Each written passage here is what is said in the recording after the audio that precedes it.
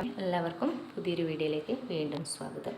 നമ്മളിന്ന് ഹിന്ദി അക്ഷരമാലയിലെ സ്വരാക്ഷരങ്ങളിൽ ആ എന്നുള്ള 2 അക്ഷരങ്ങളാണ് വ്യക്തമായി എഴുതാൻ പഠിക്കുന്നത്. അതുമായി ബന്ധപ്പെട്ട കുറച്ച് വാക്കുകളും നമുക്കിന്ന് പരിചയപ്പെടാം. ഫസ്റ്റ് ലെറ്റർ ആ എഴുതുന്നത് ശ്രദ്ധിച്ച് നോക്കണം.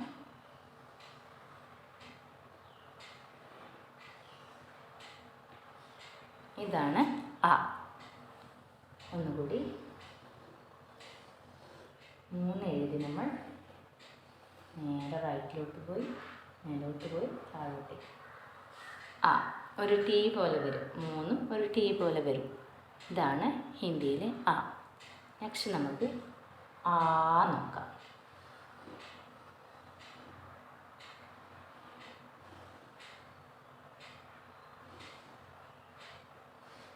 ഇതാണ് ആ.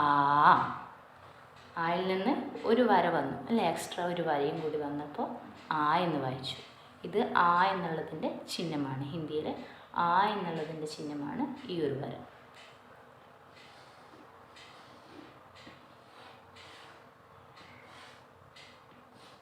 ആ അല്ലേ, നമ്മൾ മലയാളത്തിൽ ആ ഇങ്ങനെ എഴുതും. ആ ദീർഘം വരുമ്പോൾ നമ്മൾ എന്ത് ചെയ്യും? അതിൻ്റെ ഉള്ളിൽ നിന്ന് ഇങ്ങോട്ടൊരു താഴോട്ടൊന്ന് ചേർക്കും അല്ലേ, ആ. അതേപോലെ ഹിന്ദിയിലും ആ എഴുതി ആയുടെ കൂടെ ഒരു വരയിട്ട് കൊടുത്താൽ എന്തായി? ആ എന്നായി. ആ ആ ആ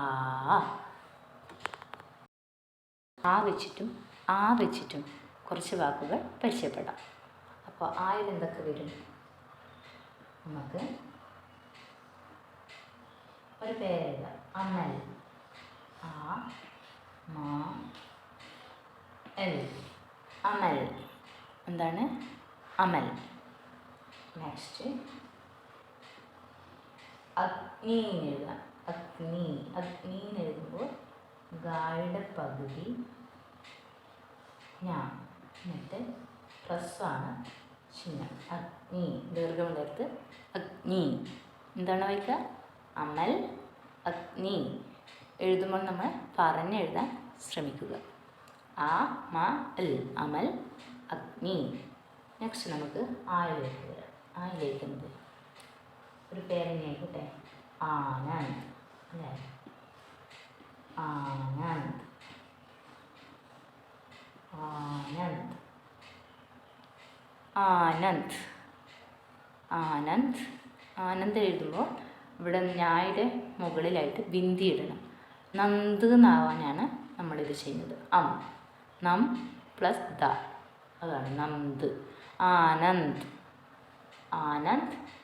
നമുക്കിനി ആഗ്നി എഴുതാം, അല്ലെങ്കിൽ ആം എഴുതാം. ആം എന്താണ്? മാങ്ങ, ഫ്രൂട്ടാണ്. ആം. ആം. ആയിലെന്തൊക്കെ വന്നു? ആനന്ദ്, ആം, അമൽ, അഗ്നി. ആനന്ദ്, ആം. വേറെ നമുക്ക് ആഗ്നി എഴുതാം, ആലസ്യ എഴുതാം. ആയിലെന്തൊക്കെ എഴുതാം? അമൽ എഴുതാം, അഗ്നി എഴുതാം, അവനി എഴുതാം, അണിമ, അർച്ചന, അങ്ങനെ വരുന്ന പേരുകളൊക്കെ നമുക്ക് എഴുതാൻ സാധിക്കും. അപ്പോൾ എല്ലാവർക്കും ആയും ആയും കറക്റ്റായി മനസ്സിലായി എന്ന് വിചാരിക്കുന്നു. അപ്പോൾ വീഡിയോ ഇഷ്ടമായാൽ ലൈക്ക് ചെയ്യുക, ഷെയർ ചെയ്യുക, കമൻറ്റ് ചെയ്യുക, സബ്സ്ക്രൈബ് ചെയ്ത് സപ്പോർട്ട് ചെയ്യാൻ മറക്കരുത്. അടുത്ത വീഡിയോയിൽ കാണുന്നത് വരെ എല്ലാവർക്കും ധന്യവാദ്.